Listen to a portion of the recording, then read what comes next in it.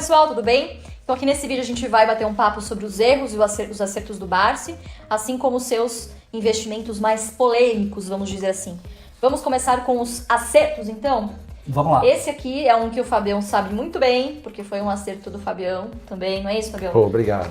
2008, conta pra gente o que aconteceu com o Banco Nossa Caixa, tá? Primeiro, pra quem não tá na bolsa desde esse tempo, os estados tinham os seus bancos próprios, né? E na época começou um movimento do Banco do Brasil começar a centralizar esses bancos estaduais sobre, enfim, tutela sobre domínio do próprio Banco do Brasil. E aí, o que aconteceu, Fabião? Não, o Banco do Brasil estava com a estratégia de pegar todas as folhas dos servidores dos funcionários públicos, né, do Estado, e isso passaria inevitavelmente pela compra da nossa caixa, né? Sim. Então o próprio Barsi, a gente convivendo, ele falou que isso, ele foi numa reunião do Banco do Brasil, e eles falaram dessa estratégia, então ele já ligou. Ele falou, pô, para isso acontecer, eles precisam... Para acontecer de uma forma mais rápida. Isso, exatamente. Provavelmente eles vão precisar comprar o Banco Nossa Caixa, né? Sim. Então era uma ação que era cotada geralmente a R$32, R$33, pagavam 6, 5% de dividendo ao ano, tinha lucros constantes, né? E eu lembro que no auge da crise de 2008 ela chegou a bater 16, R$15 mais ou menos, e ainda não tinha desenvolvido tanto esse conceito do jeito Barsi de investir, mesmo assim eu comprava com muito medo, né? Pagava dividendo? Pagava um dividendo bem, assim, bem singelo, né? Bem singelo, exatamente. Mas tinha esse projeto aí, né, que ele havia falado, né, do Banco do Brasil, a gente via em relatórios, inclusive. Então a gente comprou pensando nessa parceria, né, e nessa perspectiva de quem sabe um dia ser incorporado. Sim. E eu lembro que no auge de 2008, na crise de 2008, a ação passou a valer mais ou menos uns 16, R$15. Embora eu tivesse com medo ainda, né, eu ficava vendo, poxa, a ação continua lucrando, só que tá mais barata. Como é que pode? Uma ação... Era um papel que caiu pela metade. Caiu pela metade, com certeza. E continuar, assim, eu falava, poxa, aí eu comecei acho que me ligar um pouco, eu já tinha um pouquinho de tempo de mercado e sempre falando com o Barsi, eu já estava meio que ligado nisso. Eu falava, poxa, o lucro aumentando e a ação caindo, porque todas as ações estavam caindo naquela época. Vou comprar, vou continuar comprando. Então eu continuei exercitando essa filosofia por alguns anos, porque eu comecei a comprar nossa caixa provavelmente em 2007, se eu não me falha a memória. E no final de 2008, mais precisamente depois de um feriado, se eu não me engano, de setembro, não sei se foi dia 7 de setembro, foi algum feriado que teve, que o Banco do Brasil anunciou que ele ia comprar a nossa caixa. E na terça-feira, se eu não me engano, a ação disparou para R$75 ou algo do gênero. E naquela época, quem tinha um Banco do Brasil, quem tinha uma nossa caixa, seria transformado em 4 ações do Banco do Brasil. Nossa. Então foi maravilhoso, assim, foi um dos grandes acertos que eu fiz, obviamente, seguindo o Barsi, a estratégia dele, né? E ali começou a cair meio que a ficha. Eu falei, opa, peraí. Legal, e pra mim ele comprou outra par, vamos saber. Obrigada. Obrigada, pai, se você estiver vendo isso agora. Então, quer dizer, a nossa caixa estava 30 e pouco, foi para 16 e pouco. Exato. Aí ela foi vendida a 70 e pouco, e você comprava mais ou menos 4 Banco do Brasil, que deveria ser uns R$18 mais ou menos. Por aí, exatamente. A proporção era quase essa mesmo, era de 4 para 1. E você acabou ficando com 4 ações do Banco do Brasil, a cada uma nossa caixa que você tinha. Incrível. O legal é que você teve a oportunidade de ficar, no meu caso eu fiquei 1 ano e pouquinho comprando o Banco Nossa Caixa, com dinheiro que eu conseguia juntar mensalmente, né? E quando isso aconteceu, obviamente, pô, foi maravilhoso, né? Então... Sabe que eu tenho uma memória assim, bem vívida desse evento, que ele teve esse insight. Na verdade foi um evento que nós fomos convidados de comemoração dos 200 anos do Banco do Brasil, 2008. Caramba! E aí nós fomos convidados para participar assistir o evento do Brasil Open lá na Bahia, né? No Sauípe. No Sauípe, na costa do Sauípe, exatamente. E aí, num café da manhã, tá, com a diretoria e tal, tinham vários acionistas lá relevantes, né, convidados. E aí o RI solta uma dessa, claro que foi um insight que só ele teve, que a experiência dele nada mais do que interpretação de texto. Então o RI soltou a gente tem que estar com uma estratégia no banco, isso já era conhecido do mercado. A nossa estratégia no banco vai ser realmente tentar reduzir os custos, justamente compilando toda a folha de salários no Banco do Brasil. E aí, sabe o que deu aquele...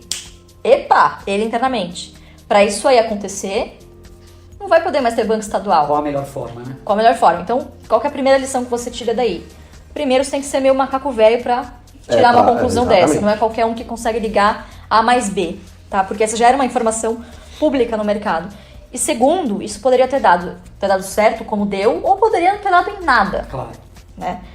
O fato de você ter seguido ou não, você também teve um filtro, deixa eu olhar primeiro o que é essa ação. Exatamente. Você não foi saindo comprando uma dica só porque ele disse não. Você foi pelo menos Sim. deu uma olhadinha o que era. Eu gostava do fato de receber dividendo. Então eu falava assim, bom, ela pode estar caindo de preço, mas pô, conforme o preço cai, o dividendo também está aumentando, porque eu consigo comprar mais ações. E aí que tá, eu acho interessante porque uma das grandes lições desse caso também é você ir até o fim num papel que você acredita, né? Exato. Então a pessoa que estava comprando lá 30 e pouco pré-crise de 2008, ele poderia ver o seu papel caindo lá para baixo, abaixo dos R$20 inclusive, e falar, meu Deus do céu, o que eu fiz? Eu vou me livrar disso agora. Ou ele poderia ter seguido firme e quando voltasse a subir um pouquinho, se livrar porque era uma batata quente na mão dele. Não, ele simplesmente acreditou que era a estratégia certa, persistiu até o fim e não vendeu o papel, né? Ele foi obrigado a entregar no momento que a linha chegou no fim, né? Exato. Inclusive, me veio à cabeça um fato muito importante dessa época, que eu lembro que a ação caía bastante, eu liguei pro Barsi, eu falei pô Barsi, a ação tá caindo, eu vi que ela registrou lucro, tinha sido um trimestre que ela tinha acabado de registrar lucro, falei, a ação tá caindo, por quê? Ele falou, você vê, eu também não entendo, eu tô comprando mais. Eu falei, então tá bom. Eu falei, realmente... Quanto mais você tentar entender o mercado, menos você vai entender... mais difícil, só compra. É pra você ver como o comportamento é tudo no final. Como o mercado não é eficiente. Exatamente. Né? Aquela teoria que a gente sempre ouve do mercado eficiente. No curto prazo, o mercado, não muitas vezes a gente enxerga ele com inúmeras ineficiências. Com né? certeza. Vamos partir para a próxima, gente? Próximo, então. Santander, que na PMEC do Santander, para quem também não sabe, nunca foi, a PMEC é um evento direcionado aos acionistas. Eu conheci essa figura maravilhosa. Eu conheci essa figura nariguda, né? Enfim. Conheci o Fábio numa das APMECs, eu era pititi com a cotoca, né? O Santander tinha acabado de abrir capital e a gente se conheceu lá, né, Fábio? Exatamente. Santander foi uma bela de uma porrada. Eu lembro que na época, ninguém acreditava no banco, porque todos os bancos internacionais estavam fazendo um movimento contrário, ou seja, saindo do Brasil. Eu lembro também que naquele movimento das contas digitais tiveram vários problemas com TI, de invasão de contas, com essa parte de tecnologia. Tudo isso porque a administração lá da Espanha, lembrando que o Santander é um banco espanhol, tá? Simplesmente remitia tudo em dividendos lá para a matriz, né? E pouco sobrava para investir no banco. E lembrando uma coisa, né? O Santander, o grande movimento dele no Brasil foi a compra do Banespa, né? Foi. E desde o início isso sempre foi muito questionado, que ele tinha pago um preço muito alto, tinha esse histórico dos bancos estrangeiros no Brasil que tentavam, não dava certo e iam embora, ou eram adquiridos, então era um cenário já meio problemático, né? Sim. Quando que era isso mais ou menos, Lu? Vocês se lembram? Foi em 2008 e 2009, se eu não me engano. Foi pós-crise, né? Centavos que ele chegou, acho que foi 2011 e 2012, por aí. Isso. O banco chegou assim, teve um rumor de que o banco ia fechar, que o banco ia falir, e realmente a tensão lá, a gente conhecia alguns colaboradores, realmente havia uma tensão, uma preocupação, mas aí a matriz interviu e falou, bom, então beleza, vou colocar lá um cidadão muito bom. Acabou em 2015, que foi, na minha opinião, um divisor de águas na história do banco, que foi a entrada do CEO, o Sérgio Rial, né? Um cara, assim, excepcional, mudou toda a estratégia da instituição e, enfim, foi uma das grandes porradas que o Barsi teve. Eu lembro que nessa época, ele tinha, o Barsi, mais uma vez eu remeto ao comportamento do investidor, né? O Barsi, eu lembro que inclusive nessa APMEC que a gente foi, que a gente recomenda que todos apareçam uma vez ou outra. É maravilhoso. É maravilhoso, é gratuito, você tem que ir. Não tem come e bebe também. Tem lanchinhos, como diz o Barsi, tem o bolinho. A hora do bolinho, né? E no final do dia você fica sabendo de coisas que não é todo mundo no mercado que sabe. Né? Você tem chance de conhecer pessoalmente. Informação que você tem, que é muito interessante. Avaliar a qualidade do gestor é uma oportunidade única e você, como acionista de uma empresa, deve comparecer. E nessa APMEC, eu lembro que a estratégia do Banco Santander era ser a primeira conta dos brasileiros até tal ano, que eles colocaram lá.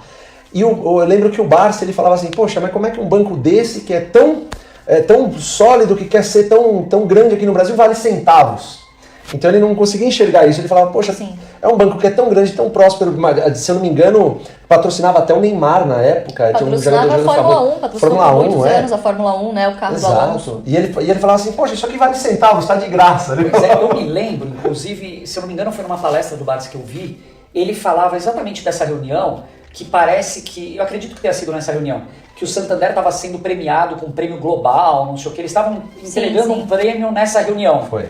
E ele levantou a mão e perguntou, bom, se vocês estão recebendo esse prêmio, o que eu parabenizo vocês, inclusive por estar acontecendo e tal, por que o banco aqui vale centavos? Vale tão pouco. Vale nada. Isso de fato aconteceu. E o silêncio pairou na mesa. Todo mundo... Aí eles começaram a estudar as ações para tentar fazer com que elas se convertessem em mais ações com um preço um pouco maior, para deixar de valer os centavos. Eu acho que foi muito influenciado por essa pergunta, inclusive, do próprio Barsi. Não tenha dúvida. Ele sempre foi, no caso do Santander particularmente, um acionista muito ativo. Muito, assim. Demais, de verdade. Ele e mais alguns outros colegas sempre compareciam na PMEC, enfim, outras reuniões a que eram convidados, né? A diretoria também sempre foi muito aberta, sempre convidou para os eventos, chamou para perto, ouvia os comentários e muita coisa foi implementada. Por exemplo, ele que deu a ideia de segregar os dividendos. Porque antes era um no ano, se não me engano. Era um ou dois no ano. Sim. E se você fizer, ele falou, pô... Aumentou a periodicidade. Aumentou a periodicidade, exatamente. E aí você tem uma impressão de que paga mais dividendos, enfim, deu várias contribuições, né? Eu me recordo, inclusive, nessa época que ele começou a comprar centavos, ele me contou essa história. Inclusive, ele tem a carta ainda. A CVM mandou pra ele uma carta indagando por que ele comprou um banco a 11 centavos. Se ele tinha alguma informação. Ele falou, não tenho informação, eu sou economista, sou contador, sou um bizilhão de coisas e eu tenho capacidade de analisar as empresas que eu acho que tem potencial. Ou seja, imaginando que ele poderia eventualmente ter uma informação privilegiada ou qualquer coisa do gênero. Claro, pois é. Um absurdo só baseado Só baseado porque ele comprou isso. Bom, e hoje caiu por terra porque ele nunca vendeu essas ações, ao contrário. Comprou o máximo que ele pôde, aí não só aos 11 centavos, mas aos 50 centavos, enfim, até os 14 reais. A galera dos caminhoneiros teve compra. E isso ajuda também a dar aquela abertura pro pessoal que critica e fala assim, mas o Barsi construiu os bilhões dele, porque ele pagava centavos numa ação como o Banco do Brasil, em 1970. O Klabin a 2 centavos, mas o cara não vê que um Santander em 2008 estava... É muito fácil você chegar hoje, olhar e falar assim, bom, o Santander tá valendo tanto, o yield é muito baixo, pra mim não vale a pena, é alguém que comprou lá atrás, enfim, não dá certo. Só que a pessoa esquece que na hora de você pensar no dividendo, você tem que olhar para frente. E isso é acreditar no projeto, né? Com certeza. Claro. Você acredita que um banco como o Santander no Brasil pode vir a se tornar um banco mais relevante, ter uma posição mais privilegiada, passar a ter lucros maiores, isso já é o bastante para imaginar que o dividendo do futuro vai ser maior do que o do dia de hoje. E outra, naquela época. É um banco com estrutura matricial. Exato. Como que você remete lucro ao exterior sem pagar imposto? Dividendo. Exatamente. Então foi esse o racional por trás da compra do Santander, não só porque estava barato. Então na época foi com uma ação de oportunidade, sim, mas com muito potencial de se tornar uma empresa da carteira previdenciária. E hoje o Santander faz parte da carteira previdenciária e a gente não vende por nada, por preço nenhum. Exato. Bom, pessoal, falamos de Banco Nossa Caixa, Banco Santander. Banco e agora outra empresa em um setor perene. Isso. Agora nós vamos falar da Unipar. Unipar, que na minha opinião, quer dizer, os números não mentem. Essa sim foi a porrada da história do Barsi. Mas lembrando, pessoal, é sempre bom a gente fazer um adendo, né? De tudo que você já ouviu aqui, nada é uma recomendação, só um lembrete, tá? Segundo lembrete, a primeira grande porrada que o Barsi deu, o primeiro bilhão dele, foi com a estratégia previdenciária. Reparem que todos os papéis que a gente está falando aqui, é dos anos 2000 em diante. Exato. Tá? Quando ele já tinha mais de 30 anos de atuação na Bolsa. Sim. Ele só foi, Muito não digo bem, especular, mas só foi partir para esses casos mais... Turnaround. uns casos mais arriscados, vamos dizer assim, depois de 30 anos de Bolsa, depois que já tinha o primeiro bilhão. Uma carteira constituída, né? Um fluxo de caixa bom. Aí sim, a segunda porrada, o segundo bilhão, aí sim, veio com essas grandes porradas que a gente tá falando aqui agora. Porrada, pra quem não entendeu, é aquelas ações que têm um grande potencial de valorização, né? É a chamada galinha morta que tá lá, Galinha ninguém morta, ninguém presta atenção e no fundo ela acaba voando depois. Exatamente. Unipar. O que vocês lembram aí da vivência de vocês também com a Unipar? Unipar, a Unipar ela é uma empresa muito antiga da Bolsa. Eu acho importante a gente falar isso, né? Ela começou lá atrás como Petroquímica União, era um conglomerado de várias empresas, polibuteno, enfim, eu não lembro os nomes especificamente, mas é uma das empresas e grupos mais antigos da Bolsa. Por que isso é importante? Porque na Bolsa a gente vai criando memória, né? Então, tanto memória com relação aos fatos, quanto com relação aos preços. Então, não é que o Barsi, no meu modo de ver, identificou a Unipar como um ativo excelente nesse momento que ela estava em baixa. ele já acompanhava a Unipar há muito tempo, tudo que veio acontecendo com ela, e chegou no momento que ele falou, essa empresa que está no meu radar, que está num ótimo setor, que tem um potencial enorme, está num preço muito interessante. Então aí vem a lição da paciência também, né? A Unipar foi a que mais testou, acho que a paciência. A minha, com certeza, Não, essa foi absurda. Essa foi assim, por que eu digo que foi a maior porrada? Porque foram compras de anos. Foram anos mesmo. Tá, ele passou, sei lá, quase 10 anos comprando a ação. Sabe o que é 10 anos você ouvir falar, cara, você tá louco, essa ação não vai dar em nada, essa ação é porcaria, você tá louco de novo, é um lixo, e você falando isso pros seus amigos, pros seus clientes, e os caras sem paciência, putz, depois de um ano, dizendo, cara, isso não vai dar em nada, vende, liga reclamando pra você. É assim, é uma pressão enorme. E eu não vi ele uma ruga sequer por causa da Unipar. Ele falou, eu tenho certeza que isso vai dar um bom resultado. Um dia vai ser uma ótima empresa. E aí em 2015 eu me formei, né?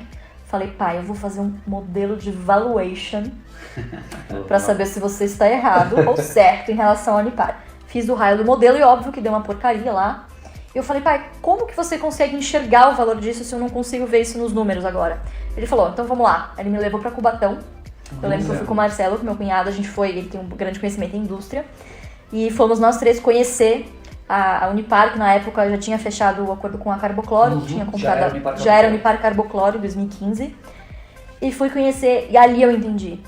Você olha para aquilo, eu falei, eu nunca vi uma indústria de cloro e soda tão limpa, tão... Maravilhoso. Que assim, na verdade, é uma coisa linda de se é ver. interessante até falar para quem não conhece a Unipar, que a Unipar passou por uma verdadeira transformação nesse período, né? Então ela teve desinvestimento em alguns ativos, né? E ela passou a ser, na verdade ela passou a ter 50%, se eu não me engano, no momento inicial, perfeito, do projeto da Carbocloro, que é uma planta petroquímica de produção de cloro e soda, em né? Cubatão, isso mesmo. Em Cubatão.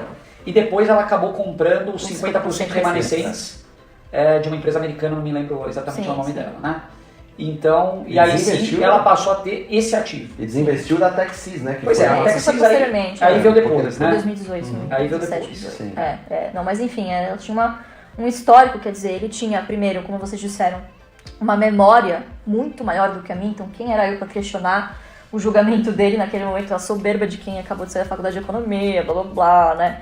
Fazendo fluxo de caixa descontado. E tem coisa que você não captura no fluxo de caixa descontado, né? Olha, eu vou te falar, empresas nessa situação, Fê, que a gente chama de oportunidade, é muito difícil você capturar, porque existem inúmeras variáveis que você não coloca ali. Quando que eu ia imaginar que acho que se não me engano, na época já era completamente carbocloro, mas quando que na época a gente ia imaginar que ia ser uma empresa de 1 bilhão de EBITDA? Não tem como. Eu posso dizer futurologia. Eu posso dizer tranquilamente que parte do processo, então, que fundamenta as compras do Barsi é acreditar também. Também. Totalmente. Porque também. a Unipar, ela testou... E eu acreditar acima de qualquer coisa, né? Você ser fiel à sua análise, à sua percepção. Sim. Porque você vai ser testado. Vai ser o preço vai cair, você vai achar que você está errado porque o preço caiu. Lembrando que teve um grupamento, caiu de novo. Pois é, teve um grupamento, exatamente. Compra 10, né, se eu não me engano. E aí tivemos aquele episódio da Open em 2017, que... Muito infeliz, foi infeliz, mas acabou dando tudo certo para os acionistas minoritários. A empresa, liderados pelo Barsi. Sim, o Barsi fez uma chamada aí para os outros minoritários, realmente unindo todo mundo e falando, não venda, isso aqui vale no mínimo... Isso a gente tem até uma carta, depois a gente pode disponibilizar para vocês. Isso aqui vale no mínimo R$20. Não deu um ano, o papel bateu ano passado R$50. Detalhe, o último preço que eles queriam fechar o capital era R$7. R$7,50, não é isso? R$7,50. Isso. Pagaram um dividendo de 5, né? Dividendo de 4, então. R$7,50. Não deu certo, aí eles deram um dividendo de R$4, R$5. R$4, exatamente. Então foi uma porrada na valorização e uma porrada no dividendo, mostrando que é perfeitamente possível você ter uma ação de crescimento que pague bons proventos. Com muita paciência e disciplina, né? Mas então, lembrando, por que foi uma grande porrada? Porque ele passou esses 10 anos comprando e fazendo uma posição gigantesca. Exatamente. E ele não vendeu nos R$50. Também é uma coisa importante. Nossa, Barsi, como que você tem um dividendo milionário? Porque eu não vendo ações. É uma coisa que não tem como você querer os dois, a valorização ou o dividendo. Escolha um. Fique com o dividendo porque... As notícias... Eu tenho certeza que o Barsi nunca fez essa avaliação na ponta do lápis, mas ele sabe que o que ele já recebeu de dividendo cobriu esse investimento dele há muito tempo. Já há muito tempo. Então, quando você compra, você não tem que pensar no dividendo do momento, você também tem que pensar no dividendo lá pra frente. nessa situação que a empresa está hoje, talvez ela não produza um lucro suficiente para gerar um bom dividendo.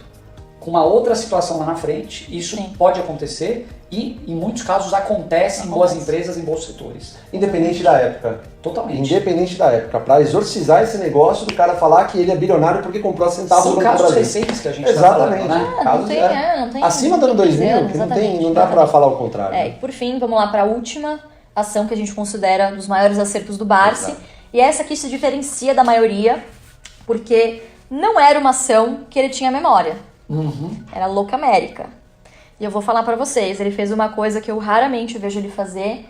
Na verdade eu falei, vai ficar bravo comigo, mas comprou uma dica, né, papai? Comprou uma dica. O que aconteceu? Um grande amigo, um grande gestor ligou e falou, Barsi, olha, tem uma oportunidade. Você conhece esse papel aqui, essa empresa? Ele falou, não conheço.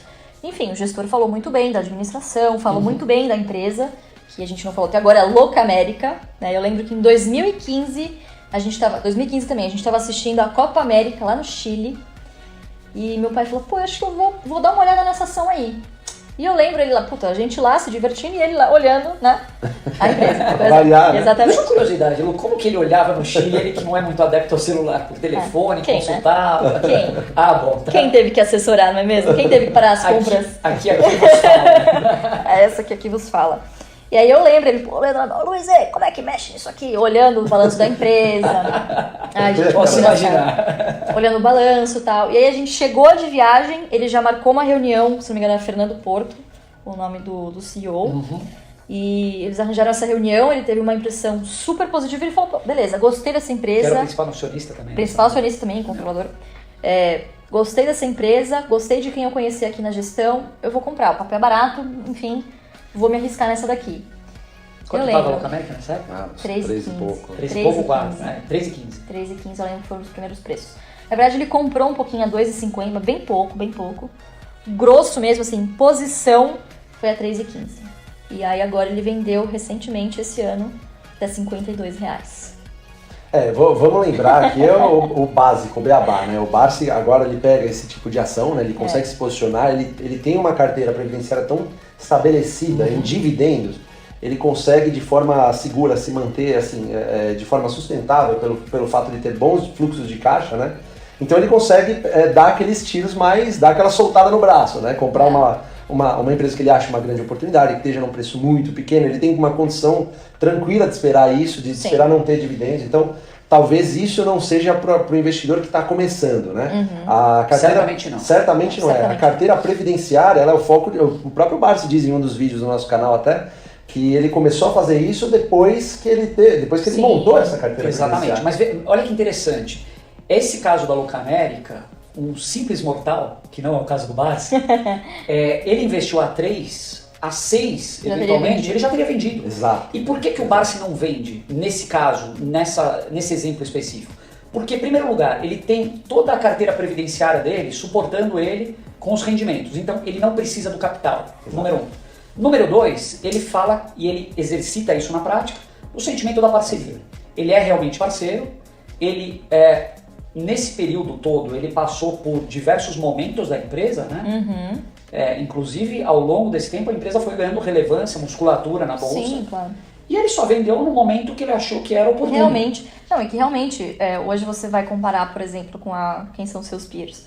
Localiza 23 e a Movida. E Movida. São as duas únicas concorrentes com capital aberto. Na época, eu me lembro que quando passou a Movida em cotação, eu lembro que na época ela estava R$8, ele falou, nossa, isso aqui vai explodir. Olha esses números, não sei o que lá, isso aqui vai alcançar a cotação da Locamerica, da Localiza. E eu, vai, tá bom, vai, você tá lá. Né? De novo, né, aquela modéstia, né, de quem sabe tudo. E ele, espera, vê só, não sei o que, vai chegar. E acabou chegando, eventualmente chegou, né? Não em valor de mercado, mas o valor por ação em si. Então, assim, tem vários parâmetros para você saber se, enfim, tá caro ou tá barato. A própria comparação dos múltiplos, que foi o caso que ele fez com a Movida e com a Localiza, os dividendos também, o dividend yield dele é um cost, é absurdo. E eu acho interessante na Locamerica até mencionar que, assim como no Santander, o papel do Barsi frente para influenciar a gestão da companhia, para tomar uma atitude um pouco diferente em relação aos dividendos. Sim. O primeiro dividendo que a Locamerica distribuiu foi muita influência do Barsi, né? Foi verdade. De estar próximo a esses gestores, ao controlador, a sensibilizar eles sobre a necessidade do pagamento de dividendos. Sim.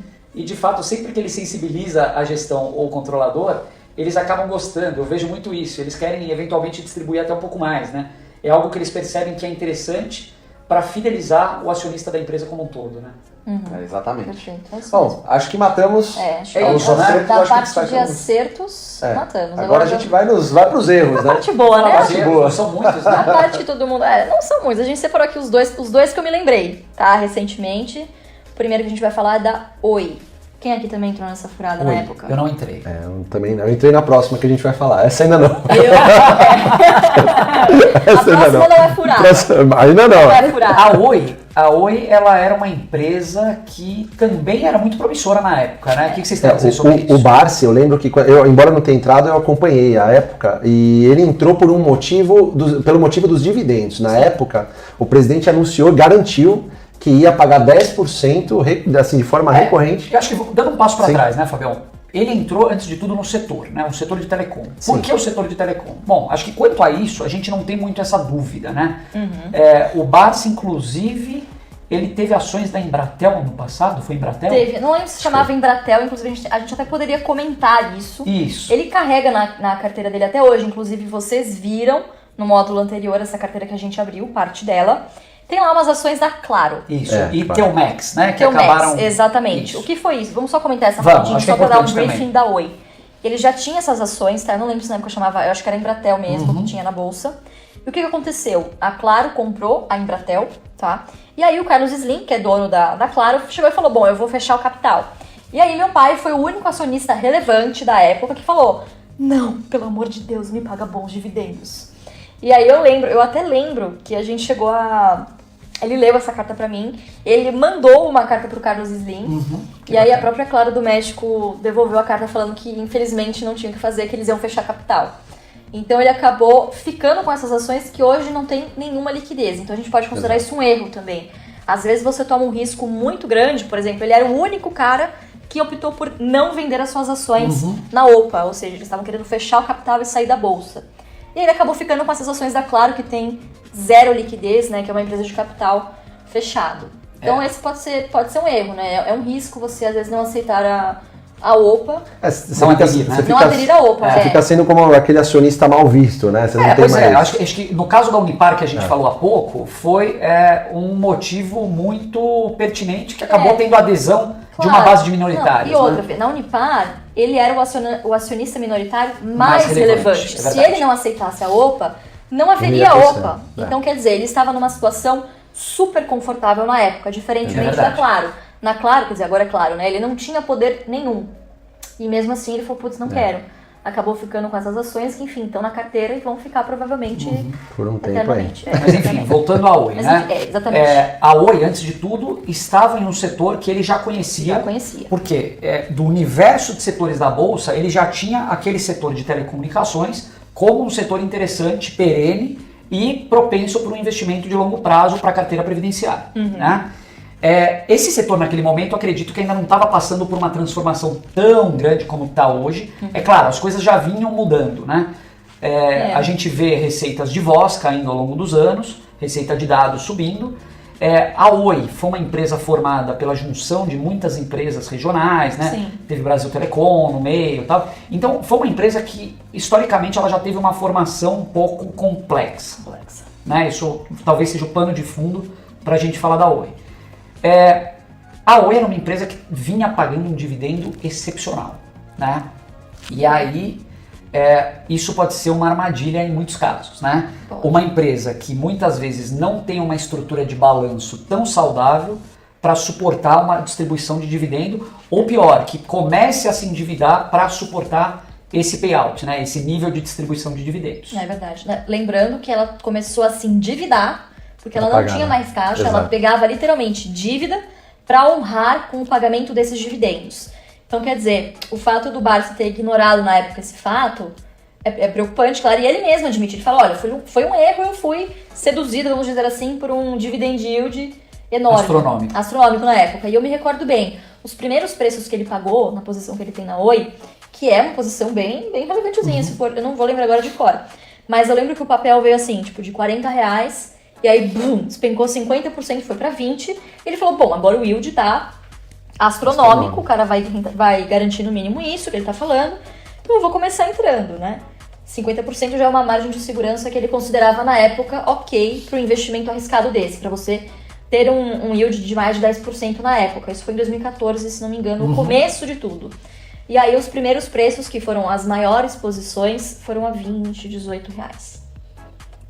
A Oi, além de tudo, a gente teve algumas influências políticas, tinha aquela questão de tornar a Oi uma daquelas campeões nacionais. Exatamente. Naquela política do governo da Lula, depois Dilma. Enfim, foi uma empresa que ela começou a, em muitos aspectos, confundir a gestão competente com a parte estatal, enfim. A influência do governo começou a ser muito forte. Sim. BNDES e tudo mais. A Oi chegou, inclusive, a ser a maior recuperação judicial da história do Brasil, 65 bi de dívidas. Perdeu o posto agora para o Odebrecht. Agora o Odebrecht com quase 100 bi de dívida. A gente pode falar que isso foi um erro, né? Mas a Bolsa de Valores a Oi continua lá. Foi um erro.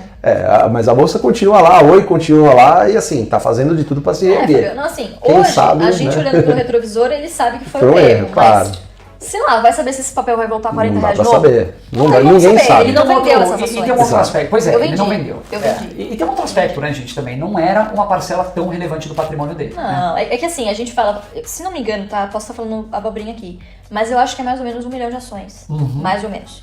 Tá? Pra ele, pra mim é uma fortuna. Pra ele é 0,00001% do patrimônio dele. Exato. Sim. Então, lembrando que, claro, foi uma perda muito grande. Foi uma perda muito grande, mas não representa nada, não é nada que ele vá quebrar por causa dessas ações da Oi. Sim. Ao contrário, elas estão simplesmente jogadas lá na carteira, qualquer porrada que isso aí der pra cima é lucro, entendeu? Exato. Porque ele não estava esperando, ele já fez um impairment dessas ações que estão lá na carteira. Agora sim, em resumo, grandes erros da Oi. Quais foram na visão de vocês? A gente falou de não enxergar que o dividendo, o yield alto a qualquer custo não é bom, né? Isso em muitos casos ele é ilusório. E mais Comprou uma coisa. porque caiu 50%, isso não quer dizer nada. É verdade.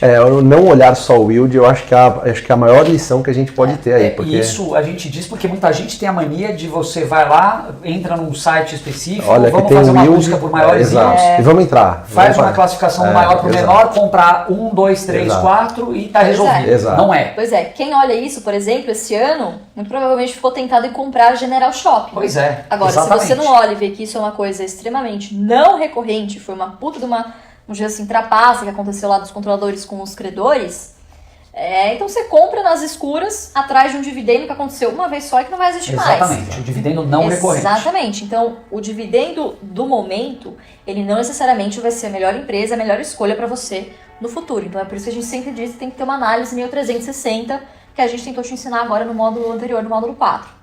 Né? Perfeito. Agora vamos pro segundo erro. Segundo e último erro. Que eu estou chamando de erro a revelia. Tá bom? Porque eu não acho que é erro. Vamos lá? Vamos que lá. é a Rufa os tambores. Eternit. Minha querida Eternit. Eternit passou por poucas e boas aí, né? Bom, a Eternit, antes de tudo, ela foi uma queridinha dos grandes investidores Da Bolsa, brasileiros da Bolsa por um bom tempo, Por né? um bom tempo. Belíssimo Lembrando tempo. que ainda temos Lírio Parisotto e Vitor Adler na sua Eu composição. me lembro, nacional. inclusive, Lu, você deve lembrar que uma das grandes, vamos dizer, desbravadoras da Eternit foi o fundo Dínamo lá atrás, né? Eles chegaram a investir nessa Eu empresa. acho que sim, eu não tenho uma memória assim tão antiga dela, Fê. Eu lembro dela mais ou menos de 2010 em diante, que foi quando meu pai entrou realmente no conselho. Ele tinha uma posição relevante, ainda tem, mas era bem mais relevante.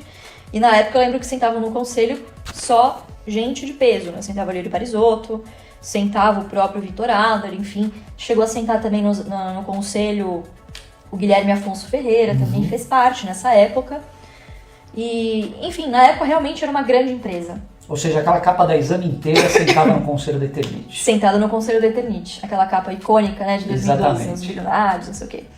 E eu me recordo muito bem que, na época, quer dizer, desde aquela época, a discussão já era em torno do amianto. Enfim, das diversificações que a empresa ia ter que fazer nos seus investimentos para não depender exclusivamente do amianto. E foi justamente nessas diversificações que meu pai acabou sendo voto vencido no conselho. Enfim, ele tinha 2 cadeiras, os outros acionistas tinham a maioria, acabaram se juntando e tomavam, enfim, as decisões, né? E, na verdade, não é que tenha sido culpa deles, assim. Eu acho que houve uma série de erros por todas as partes. Eu acho que o conselho não era tão próximo da diretoria. Enfim, meu pai tinha o costume de ir às fábricas, visitar, mas isso não é suficiente, principalmente numa empresa industrial. Sim. Então você precisa ter alguém, quer dizer, era um conselho de notáveis, não era um conselho que entendia do negócio. E aí, com o falecimento do Hélio Martins, que era o presidente da companhia, se não me engano foi 2011, 2012, agora não vou lembrar o ano exatamente. Mas desde a morte do Hélio Martins, a empresa nunca mais foi a mesma. E aí, enfim, foi aí que os negócios começaram a degringolar. E aí, em 2017, o STF mandou que a mina fosse desativada. A gente conseguiu mais um ano. E agora, em fevereiro, a Rosa Weber determinou que realmente a mina teria que ser fechada até os embargos de declaração.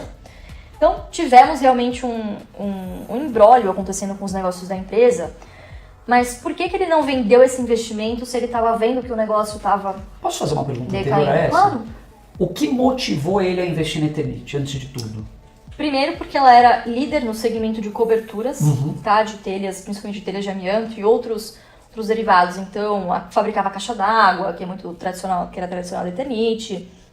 Enfim, depois foi diversificando o seu portfólio de produtos. Então, enfim, resumindo, o racional de compra na época para a empresa, primeiro, os números eram excelentes. Em comparação aos outros concorrentes, a margem era astronomicamente maior, justamente porque a empresa também não precisava de um nível de CAPEX muito elevado, tá? Porque o amianto, ele se adequa à telha, ao processo de fabricação da telha muito fácil.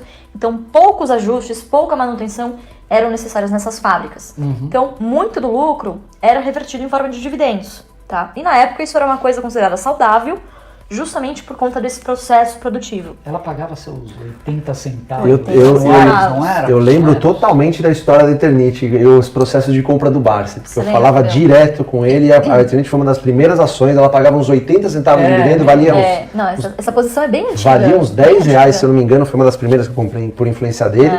E eu lembro, inclusive, uma história super engraçada que em 2008 ela caiu para R$ 2,90, pagando 80 centavos de dividendo, ou seja... Você garantia quase 30%. Era uma coisa assim absurda. Para muita gente é uma história de fracasso, mas eu duvido muito que seja para o Barça, porque eu acredito que ele já tenha feito, assim, multiplicado muito seu capital com essa empresa, que deu muitas alegrias. Aí no passar de 10, 12, 15 anos aí, eu acredito que a posição dele tenha sido montada a partir de 2003, 2004, não sei. É bem antiga, foi aos poucos mesmo. Foi aos pouquinhos, então, na época eu lembro que eu peguei junto com a nossa caixa também, por influência dele, óbvio, mas assim, você via uma empresa que dava lucros crescentes, sempre redondinha, valendo R$ 2,90, pagando 80 centavos por ano de dividendo. Então você ficava, poxa, não tem como não comprar. Incoerências, né? Não é possível. É uma incoerência. Isso aconteceu em 2008, para mais uma vez tirar aquele negócio do cará, mas ele comprou 6 centavos, sabe? Aquela época tudo bem. Poxa, isso a gente tá falando de 2008, não é um passado tão... recente. É um passado recente, né? Exatamente. E para você ver como as ações dão oportunidades, enfim. Então a Eternit, embora possa ser considerado um erro, talvez... por muitos anos ela foi uma belíssima alegria, não só do Barça, mas minha inclusive. Eu tenho uma consideração a fazer. Esse foi um erro que ele tomou consciente. Sim. Ele assistiu a derrocada dos fundamentos da empresa e ele não quis vender. Não é que, ele não viu, não, ele estava no conselho, ele viu o que estava acontecendo. Ou seja, ele poderia participar do processo também de... Claro, na verdade eu acho que o que aconteceu na Eternit é mais uma questão de honra, sabe? Pô, como assim eu não consigo fazer o que eu estou propondo para fazer nessa empresa, porque eu tenho a minoria no conselho. Enfim, algumas decisões estratégicas, agora a gente sabe, mas na época era muito difícil de você avaliar isso. Hoje a gente sabe que foram algumas tomadas de decisões equivocadas e acabou dando o que deu, mas enfim, hoje a empresa passou pelo pior que ela poderia ter passado, né? Uma recuperação judicial, com uma mudança de processo produtivo junto, né? Que é uma coisa muito penosa para uma empresa, você trocar, na verdade, é traumático, porque a própria cadência das máquinas, a matéria-prima muda, os custos mudam. Então você tem uma mudança É uma outra empresa, praticamente. Você tem que né? se reinventar durante uma recuperação. Mas isso, se você for parar para pensar, é o nível de parceria, é o maior nível da história de parceria. Sem dúvida, porque é levado você ao vê, extremo, né? você vê que o Barsi, vendo ela se deteriorar, assim, por isso que ele é diferenciado, né? Ele ficou pra tentar... ele ainda assim, por ter desenvolvido essa parceria de tanto tempo, ele ainda fica lá para tentar... Não, vamos ver de alguma forma o que a gente vai fazer. É verdade, então, é louvável. E isso fica, acho que, como lição para todo mundo, né? O senso da parceria aguçado do Luiz Barsi, acho que todo mundo tem um pouquinho aí para absorver, né? Para pegar, então. Mas eu vejo muita gente falando, mas nossa, ele não é o bonzão, nossa, ele tem internet na carteira, mas pessoal, ele comprou isso primeiro, ele comprou a centavos nos primeiros lotes, só o que pagou de dividendo já pagou em 10 vezes há muito tempo. o que ele gastou para ter a posição que ele tem hoje. Sem dúvida nenhuma. A posição tá praticamente não, tenho certeza que tá de graça lá na carteira dele. E, em última instância, nem o Barsi está imune a erros. Não, mas então, de novo, esse foi um erro consciente. Totalmente, exatamente. Agora, você acha, a Eternit, historicamente, ela era uma empresa sem controlador definido, né? Pulverizada. Ela era, na época, até falam que a Renner era a primeira, né, não sei, com capital pulverizado. A Eternit deve ter sido a segunda ou a terceira. Né? Sim, sem um controlador definido. Você acha que isso, de alguma forma, pode ter também levado a empresa a essa situação? Acho. Não acho, tenho certeza. É um ponto a se avaliar, né? O que a gente sente, o que eu sei hoje, olhando pra trás, é que realmente o Hélio Martins, que era o presidente, tinha uma alma. Ele era uma figura que representava a Eternit, vamos dizer assim, né? E aí, com a morte dele repentina, né? A empresa parece que ficou sem rumo. Não tinha, por exemplo, uma estratégia de quem iria suceder caso alguma coisa acontecesse. Então, hoje eu vejo, por exemplo, no momento em que você contrata um presidente, você já tem que ter um plano B para a sua sucessão. A primeira coisa, assim, uma das primeiras lições de gestão, de administração de empresa que eu percebi aí. Segunda, que o conselho tem que estar presente, sempre. Sempre tem que ter alguma pessoa lá que entenda também de indústria. Não adianta você ter um conselho de notáveis que entendem muito de mercado, mas entendem pouco ou nada do mercado de telhas e coberturas. Sem dúvida. Então, enfim, foram uma sucessão de erros também de gestão. Enfim, que agora águas passadas não movem moinhos, mas a empresa está tentando se reerguer. O trabalho mais difícil ela já fez. E agora é a paciência de tentar se reerguer. Já saiu um fato relevante, inclusive, agora na última semana, sobre o pagamento de uma parte já dos credores, em dação de imóveis. Então, a empresa está cumprindo o seu plano de recuperação judicial, que foi aprovado agora numa assembleia em maio de 2019. Excelente. Então, vamos ver, tá numa caminhada aí de tentando se reerguer. Né? Não sei se vai voltar a ser a Eternit que era no passado, mas eu tenho esperança de que vai ser uma boa empresa de novo. Né? Então tá bom, falamos dos acertos, falamos dos erros, e agora vamos falar do que a gente não considera nem erro nem acerto, porque estão em curso. São investimentos polêmicos.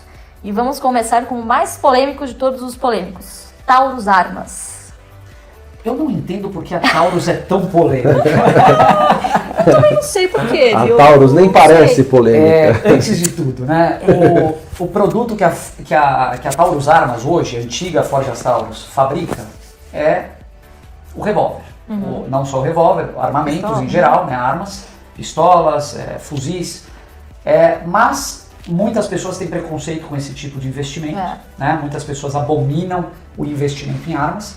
Eu, particularmente, eu não concordo com essa abordagem. Eu acho que, obviamente, cada um tem a sua opinião. Claro, Mas as armas, inclusive, podem servir e servem para proteger as nossas fronteiras, para diminuir a criminalidade do país. Então, antes de tudo, é um investimento polêmico pelo setor em que ela atua e o produto que ela comercializa. Eu acho também que tem uma série de questões éticas, sem dúvida, por trás dessa decisão de investimento. Muita gente simplesmente fala, bom, eu não vou nem olhar porque isso fabrica armas.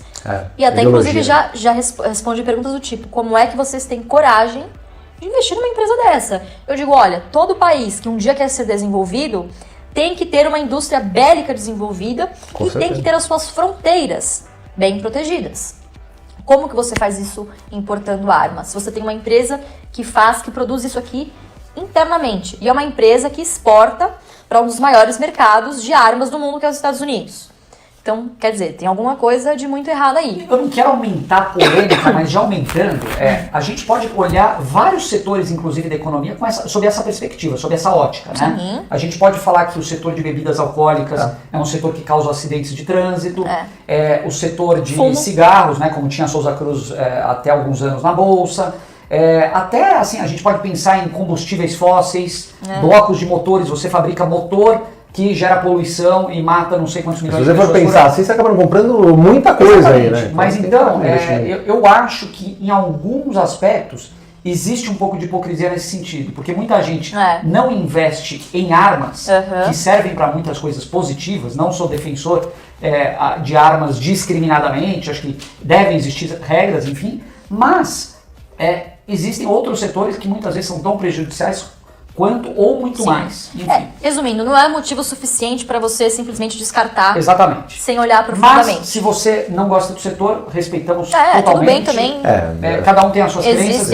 Existem outras oportunidades, se não essa, se você não entrar nessa, vai ter outra com certeza para vocês eventualmente entrarem. E eu me recordo, por exemplo, todo mundo acha que o Barsi, esse fato relevante que foi mandado recentemente, ano passado, dos 10% de posição, nossa, ele comprou os 10% assim de repente. Não, pessoal, tá? Os mais velhos vão se lembrar, lá em 2005 nós tivemos um plebiscito a favor do desarmamento, aliás, perguntando se deveria haver desarmamento ou não, né? E se não me engano, o sim venceu, é isso? Eu não me lembro.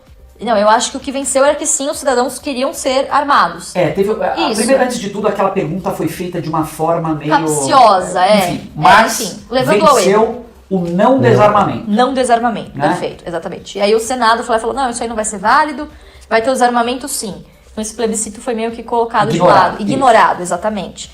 E isso foi em 2005. Em 2004, eu me recordo que ele já vinha fazendo uma posição no papel, porque ele tinha um conhecido que, enfim, fazia parte do controle da Taurus e falou, olha, isso aqui é um bom negócio, dá uma estudada. E ele estudou e falou, não, realmente me parece ser um bom negócio, eu vou entrar. Aí sim, lá atrás, o papel era muito barato, praticamente de graça, ele fez uma posição bem grande na ação, tá? Quase perto dos 10%. O Barsi é um dos acionistas mais antigos da Taurus. Ele se não o mais antigo. Anos, eu acho. Os que restaram agora, acho que é o mais antigo. Tem 25 anos de Taurus, né? Não, acho que não tanto. Eu lembro da última reunião que a gente foi, que ele falou, eu não lembro exatamente o número. Eu acho que mais de 10. Mais de 10 eu tenho certeza absoluta que sim. Enfim, e aí esse era o racional por trás. Toda empresa, todo país que um dia quiser ser desenvolvido precisa de uma indústria bélica.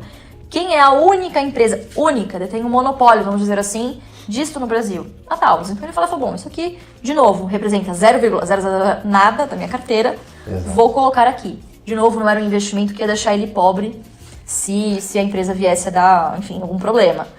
Enfim, ele foi construindo esse portfólio. Em 2005, deu aquela porrada com esse negócio do plebiscito. Ela chegou a valer R$40. Assim, R$40? É isso que eu falar, eu não me lembro quanto ela chegou a valer. Perfeitamente. Quanto que ele chegou. Ela valia R$40. Uma porrada. E ele vendeu uma parte. Algo que eu sempre me lembro que o Barsi fala sobre a Taurus, ou falava há vários anos, ele sempre vem falando isso, é aquela questão de que é uma das poucas empresas brasileiras que são co-líderes no segmento em que atuam fora do Brasil. Sim. Então hoje você tem, por exemplo, talvez uma Embraer, que agora boa parte dela está sendo vendida para a Boeing, mas a Taurus produz um produto que é o revólver, que é co-líder no mercado americano. Exato. Sendo que hoje 80% da receita mais ou menos da Taurus vem da exportação. Então quer dizer, é uma empresa muito bem vista lá fora, muito reconhecida em revólveres, e que vem progressivamente, aí talvez seja interessante até a gente contar um pouco sobre a transformação pela qual a empresa vem passando. A empresa teve um período, e aí isso vem um pouco da história da própria Taurus, né? É uma empresa que historicamente se chamava Forjas Taurus, ou seja, tem no seu DNA uma forjaria, e ela sempre teve a figura dos armeiros, que eram pessoas qualificadas para montar a arma, né? Então que sabiam montar a arma, que tinham um know-how ali para você fazer a montagem adequada, e que gerava uma tremenda falta de padronização no produto, cada um com a sua forma de montar. É um processo totalmente artesanal. Artesanal, exatamente, essa é a palavra. Você não tinha um controle de qualidade que pudesse atestar, como você disse, a padronização e a qualidade uniforme de todas as armas. Então daí que vem todos os problemas de disparo, enfim, de armas com defeito, armas enferrujadas. Todos esses problemas foram até 2015, armas fabricadas até 2015, 2016. Em 2017 nós tivemos uma viradinha de chave, tá? Lembrando que a CBC, Companhia Brasileira de Cartuchos, comprou o controle da empresa e fez diversas mudanças, não apenas na sua gestão, na parte de SG&A, como principalmente na parte de produção, né, Fê? A gente foi conhecer a empresa, o Fê foi um pouco antes de mim do Barsi, Então a gente passou o carnaval e o aniversário do Barsi visitando a Taurus. Não que tenha sido ruim, mas, né? Esse é o carnaval do investidor. É o Carnaval do investidor. né? Foi muito bom. É importante falar que quando você fala de Taurus, muita gente vai associar aquela propaganda negativa da Taurus. Aliás, se faz propaganda negativa da Taurus até hoje. A gente viu notícias recentes que foram republicadas, que eram de 2004, passando daquela arma que disparava sozinha. Eu ou de acho contratos. muito curioso, o mercado ele forma algumas verdades absolutas. Seja para o lado positivo ou negativo. No lado da Taurus, para o lado negativo. Então, a imagem que a empresa vem sendo taxada nos últimos anos é uma imagem que existiu no passado, mas que as pessoas não validam para ver se é a realidade atual. Você continua sendo uma hipótese verdadeira. Exatamente. Então, eu acho que é muito papel do acionista questionar essas verdades absolutas. Da mesma forma que hoje nós temos as discussões sobre os bancos digitais, que eu não quero entrar nela aqui, falando que eles vão revolucionar o futuro bancário, pode ter um fundo de verdade, mas a gente tem que pesquisar mais a fundo e confrontar essas estratégias, essas verdades, porque quando a gente confronta essas verdades, muitas vezes o nosso lucro do investimento vem daí, né? Então, o que é confrontar uma verdade absoluta no caso da Taurus? É fazer isso que a gente fez, pegar o carro, sair do conforto da tela do computador e do ar-condicionado do escritório e ir conhecer a empresa, ver em loco o que ela está fazendo, qual é a condição atual da operação dela, como agem os executivos dela, o quão comprometidos eles são, o quão otimizada está essa situação de logística da empresa, enfim, conhecer para ver se essa verdade absoluta do mercado faz sentido ou não. No caso da Taurus, nós achamos que não faz e temos confiança na empresa. Total. Mas não é uma recomendação de compra. Não dá para fazer isso. Você tem que saber se cabe, não tem espaço na sua carteira a Forja Taurus. Na carteira de um iniciante, por exemplo, o cara que está começando montagem de dividendos, talvez não faça sentido nenhum. Você pode ficar anos e anos com a Forja Taurus tendo esse preço destoado do que ela é hoje em relação ao que ela era no passado. Então, você pode ver a Unipar ficou vários anos sem pagar dividendo, foi um dos investimentos mais, com a maior consistência do Bars, que ele ficou acreditando no que ia acontecer, mas ficou anos e anos sem acontecer nada. Então, pode acontecer com a Taurus. Sim, tranquilamente. Você pode amargar 10 anos com a ação no patamar que está hoje, sem pagar dividendo nenhum. E a pergunta que você deve fazer para você é, isso cabe na sua carteira? Você tem uma carteira fundamentalmente estruturada para que esse tipo de investimento caiba? Não dá para saber, assim. Por isso que é muito difícil fazer uma recomendação de uma... Eu acho que no final das contas, desenvolver esse senso crítico que a gente tem nas ações que garantem o futuro, é basicamente o que vai nutrir o investidor para saber se ele deve realmente montar uma carteira baseada no que os outros falam, nas premissas das outras pessoas, ou se ele consegue dormir no final do dia, porque só ele que vai ter essa ação na carteira. A gente está falando tudo isso muito mais como pano de fundo para a pessoa entender a estratégia por trás do base. Porque caso ele comprou. Exatamente. Em português, claro, ou italiano. Por que ele comprou uma Taurus? Exatamente. É um caso de turnaround, assim como a próxima empresa, última empresa que a gente vai falar aqui, que é a nossa querida, essa é uma querida, Paranapanema. Paranapanema. Paranapanema? Paranapanema. Não é problema. Não é problema. A empresa começou a chamar nossa atenção no segundo semestre de 2017, eu lembro muito bem, meu pai olhando nos balanços, e ele falou, olha, bom, a gestão aqui está realmente comprometida a, primeiro, fazer toda uma reconfiguração da sua dívida, tá? Lembrando que uma coisa muito importante de se perceber aqui, os principais acionistas na época eram Caixa, Petros e Previ, basicamente. Fundos de pensão. Fundos de pensão. Então, o que eles fizeram? Transformaram a dívida em equity, tá? Em debêntures conversíveis em ações. E aí, esses acionistas ficaram um tempo, que é o período de lockout, sem poder vender essas ações. Isso aconteceu, se não me engano, no ano passado, não vou me lembrar o mês exato, tá? Mas a primeira fase desse turnaround, dessa reviravolta da empresa, foi, primeiro, a reconfiguração da sua dívida lá no segundo semestre de 2017. Na conversão. O segundo passo, que foi no primeiro semestre, foi aí voltado para a sua parte de produção. Ou seja, a empresa passou muito tempo distribuindo dividendo, torrando caixa, não fazendo o CAPEX necessário. Ou seja, a gestão PT praticamente definhou a empresa, dessecou essa empresa. Lembrando que a Paranapanema, pessoal, vocês vão lembrar disso, nos anos 90 era uma Vale. Tinha um peso gigantesco no Ibovespa, inclusive, era uma blue chip. A Paranapanema chegou a ser a ação mais negociada da Bolsa. Mais negociada da Bolsa nos anos 90. E aí é legal a gente lembrar de novo, aquela questão da memória do investidor, né? Da mesma forma que a gente falou de Petroquímica União, Unipar, de Taurus e agora de Paranapanema, essas são ações que de alguma forma já estavam no radar do Barsi, sempre sendo acompanhadas. Perfeito. No momento que a oportunidade finalmente se apresentou, o jacaré estava lá para abocanhar, né? Famoso jacaré. Isso aí. Exatamente. Famoso jacaré. Mas Ele apareceu, a Paranapanema inclusive apareceu no Jornal Nacional há muito tempo atrás. Ela foi uma das grandes ações da Bolsa de Valores, né? Ela tem uma história era uma gigante. empresa que ela basicamente era uma outra empresa que não a de hoje. Né? Exato. Então, ela era líder na produção de estanho, antes de tudo, e hoje ela é uma empresa voltada ao cobre. Só ao cobre. Exatamente. Isso. Continua sendo a maior produtora de cobre, né? Mas agora, continua sendo uma grande produtora, mas agora só produz cobre. Esse é o core business da empresa. Exatamente. Justamente por isso aí, voltando, no primeiro semestre de 2018, ela fez um investimento de quase 200 milhões de reais voltado para sua planta, que a gente também foi conferir em junho, depois da parada programada. Exatamente. A gente foi até Dias d'Ávila, na Bahia, em que ela fez esse grande investimento, movimentou aí não sei quantos funcionários. Foi uma parada programada dificílima de fazer, teve que ter uma super coordenação. Enfim, e esse investimento já está dando resultados. Tanto que no segundo semestre, a Paranapanema já apresentou um EBITDA positivo. Lembrando que ela veio de 2017 de um EBITDA de mais de 200 milhões negativos.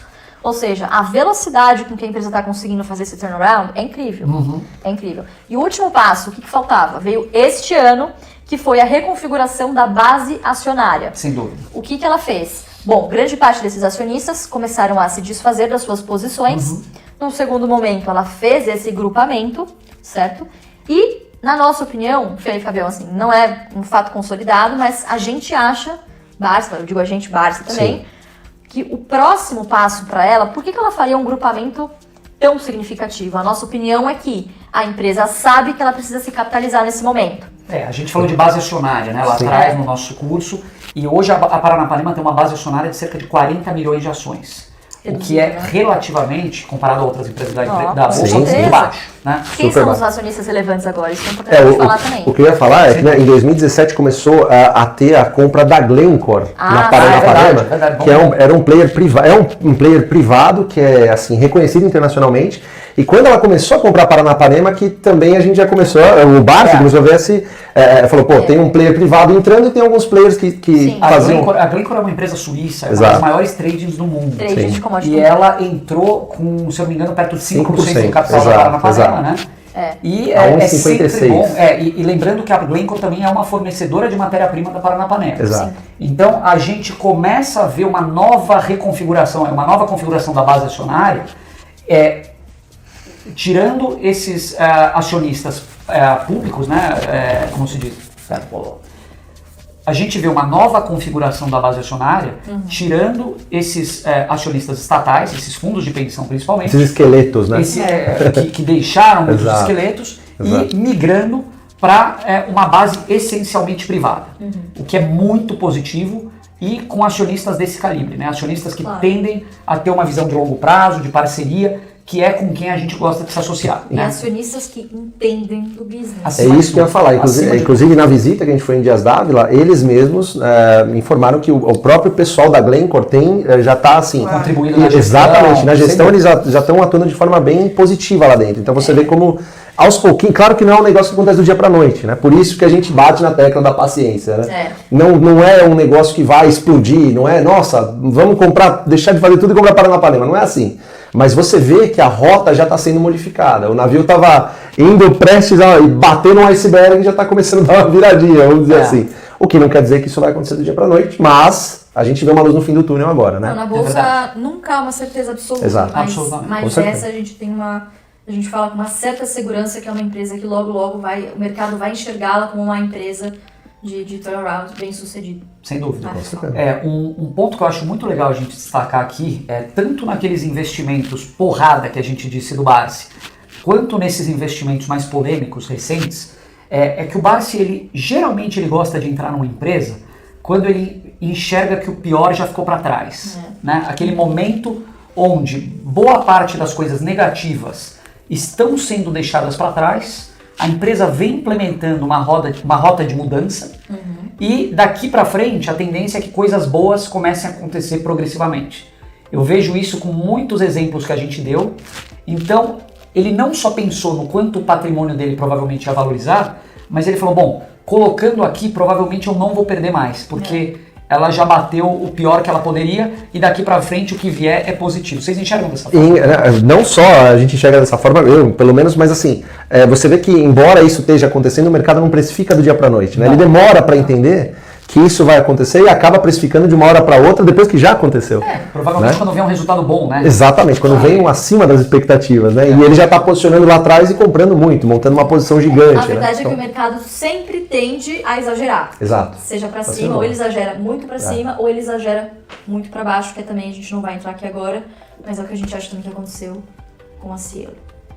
Esse é mais para Esse depois. pra daqui a pouco. Fica para uma live. Bom, 2 horas já de não dá mais para falar. esses foram, acho que, os principais erros e acertos do Barça e as perspectivas Isso aí. futuras de alguns papéis aí. Investimentos polêmicos. Se a gente fosse Exatamente. falar de acerto, a gente ia ter que fazer vídeo Vai de fazer 8 vídeo. horas aqui, Meu mas cabelo. esses são os principais. Espero que todo mundo tenha gostado. Exato. Isso aí. E é isso aí, gente. Valeu, pessoal. Até Valeu mais. todo mundo. Obrigado.